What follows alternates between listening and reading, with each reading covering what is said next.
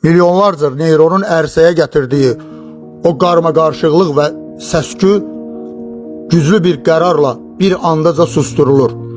Niyyət sadəcə bir istək deyil, daha artığıdır. Niyyət etmək, zehninizin milyonlarla ehtimallar dənizi içərisində bir gerçəyi seçərək ona fokuslandığı andır. Bu zihinsel inşaat beyninizin ön tərəfində, beynin komuta mərkəzi adlanan prefrontal korteksdə təməllənən bir prosesdir. Siz bacararam dediyiniz an hələ baş verməmiş bir proses prefrontal korteksdə detallı şəkildə inşa olunmağa başlayır. Beyin üçün zaman qavrayışı dəyişir və bu bir xəyal deyil, beyin üçün hal-hazırda yaşanan bir gerçəklik kimi detallıca şəkillənməyə başlayır. Quru məntiq bu motoru çalışdırmağa yetməz. Dövrəyə hisslər və duyğular girməlidir. Bu zaman limbik sistem hərəkətə keçər. Bu simülasyona bir duygusal etiket yapışdırar. Bu zaman sadəcə istəyirəm siqnalı yetərsiz qalır və beynin dərinliklərində buna möhtacam siqnalı aktivləşir. Amigdalanın verdiyi komandayla bu arzu bütün sistemə yayılır. Qərar və duyğu birləşincə motor mərkəzi SMA isinməyə başlayır. Heç yerdə eşitmədiyiniz bir fakt.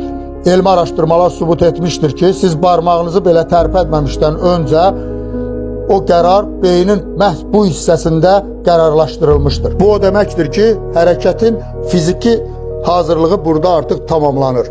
İçinizdə o bir yerdə dura bilməmək halı, niyyətin artıq xəyali aləmdən fiziki gerçəkliyə daşındığı andır. Bu çətin yolda ən böyük dəstəkçi isə dopamin adlı kimyəvi fermentdir.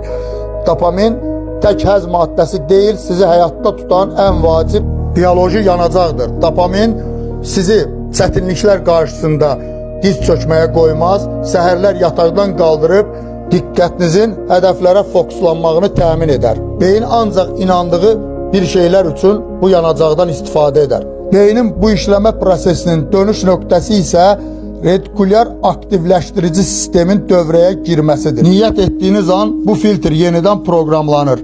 Necə ki, qırmızı maşın almaq istəyən zaman hər yerdə qırmızı maşın görməyə başlayırsınız. Bu o deməkdir ki, fürsətlər artıq görünməyə başlayır. Qavrayışınız açılır və hədəfə gedən yollar aydınlanır. Bu sistem tək hədəfə fokuslanmaz. Bununla bərabər beyində səsküyü də kəsər. Hədəfə aid olmayan gərəksiz məlumatları dövriyyədən çıxardar. Güclü bir niyyətə sahib olan bir insanın ətrafındakı maneələri görməməsi onun diqqətsizliyindən deyil, beynin öz niyyətinə tam mükəmməl formada fokuslanmasından irəli gələr. Təkrar edilən hər niyyət neyroplastik sayəsində neyronlar arasında yeni yollar açar, köhnə istifadə olunmayan yolları sıradan çıxardar. Neyronlar arasında yeni yollar qurar və istifadə edildikcə bu yollar daha da qalınlaşar.